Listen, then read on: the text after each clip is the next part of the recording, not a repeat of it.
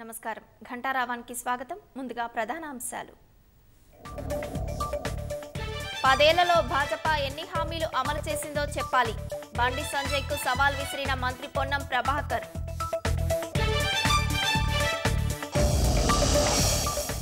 రాజ్యాంగాన్ని రద్దు చేసి రిజర్వేషన్ల ఎత్తివేతకే భాజపా యత్నం.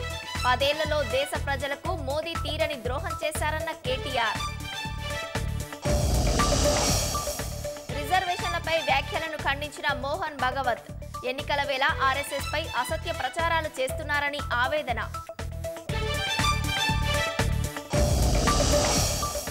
ఎన్నికల వేళ ప్రధాన పార్టీల ప్రచారాలు ముమ్మరం.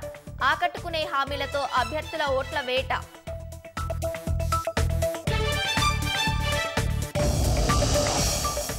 సెలవు దినం కావడంతో యాదాద్రిలో పెరిగిన రద్దీ. స్వామివారి దర్శనానికి బారులు తీరిన భక్తజనం.